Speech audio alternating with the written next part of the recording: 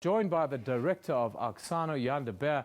They're a trauma center that counsel people involved in subcults, including Satanism and devil worshipping. Good morning to you, Mr. de Beer. Thank you for joining us. Good morning, Evan. Thank you. Now, it seems as if Satanism has become part of the cool culture in schools. That's alarming, and very much amongst teenagers in general also.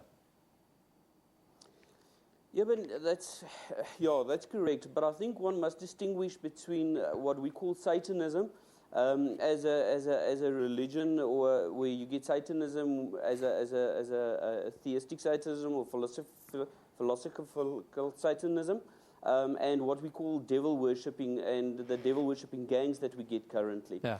Because the motivation is totally different between the two groups. Now, how big is Satanism in South Africa? And if there's a distinction, then devil worshipping next to it? Well, I think Satanism as an organization, or theistic Satanism or LaVeyan Satanism, is quite great. It's growing. It's a religious group that's growing. It's standardized. It knows what it believes. It's got its standards, its norms. And then when we talk about devil worshipping gangs, it's something that reared its head more than 10 years ago, originally what we picked up in the Free State province as such, and as it reared its head, it's combining a component of Western Satanism, but also taking elements of, for a better or a worse word, African witchcraft. So it's basically combining two components, yeah. And introducing that into the youth as a new religious form. And at your center, at your organization, what kind of increase have you guys seen in these kinds of incidents in recent times? Well, since statistically wise, since last year January up until this year January only, we had over 160 cases of youth being reported that wanted help, that wanted to come out of these, what we refer to as devil worshipping gangs. All of them have different names, these gangs, but they all link up at the end of the day to the main grouping that originated what we call out of the evil churches, yeah. or the community referred to the evil churches. But statistically wise, more than 160 cases just from January 2012 to January 2013. That's more than 3 a week, and that is very alarming officially and on the books. There must be many others that are going unattended. I wanted to ask you about the general decay of discipline amongst the youth and in schools. Does this play a role with this, or are these simply incidents in isolation? It's very difficult because, I always say without proper research and you can't make a proper analysis, is it linked? But what we do find is, especially in the Free State province, is that there is a direct link between the acting out behavior we get.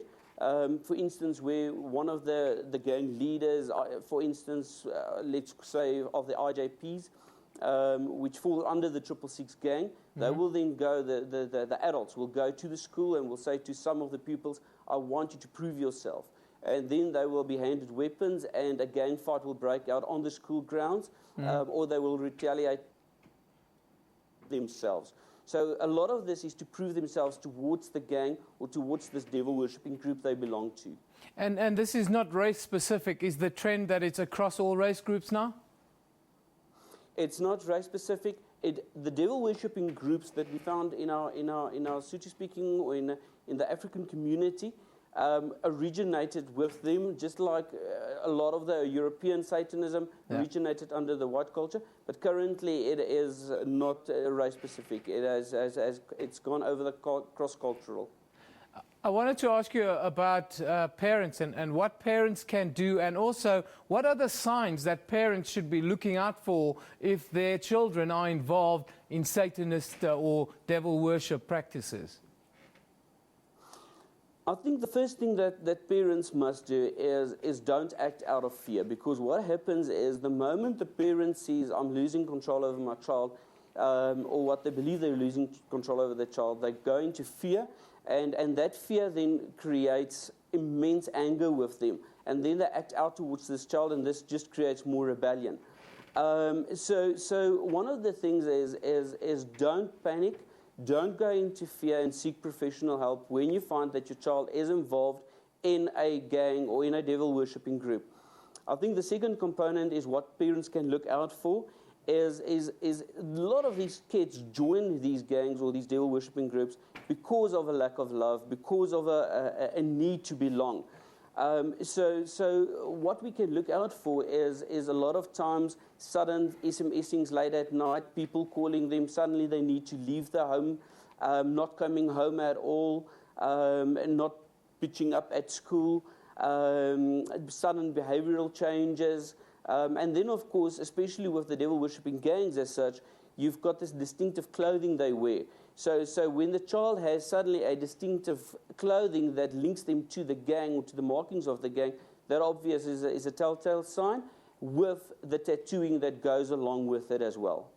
Just a couple of the symbols that we could be looking out for. What are those?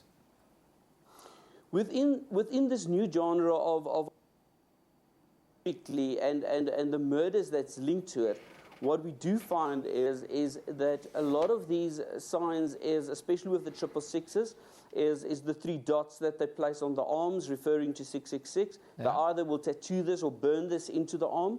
And then you will get where they will tattoo BTK, Born to Kill. You will get the traditional, what is normally referred to traditional Satanism. Yeah. You will find the pentagram sometimes tattooed onto them.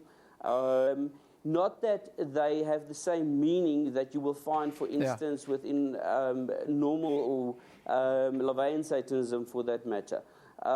So I say again, you will find a lot of the original symbols, inverted crosses, but a lot of times these symbols have, and this is what is important, has another meaning, has another component linked to it. And I think it's important that the community needs to understand what those specific symbols mean, because else you would not know how deep the child is involved in it, and what he's exactly involved in. Johan, thank you very much. It's very much up to the parents then to get involved in the kids' lives and to make sure that they know what's going on in their lives, and also give them the love and support that teenagers need. Communication. Thank you very much for joining us this morning. That was a very, very informative interview. Johan de Beer in our Bloemfontein studio. He's the director of AUKSANO, and well, they are a trauma center that counsel people involved in subcults, including Satanism and devil worshipping. And just to recap the story going at the moment, the community of Ravensmead in the Cape Peninsula has held a memorial service for the 15-year-old boy killed in an alleged satanic ritual.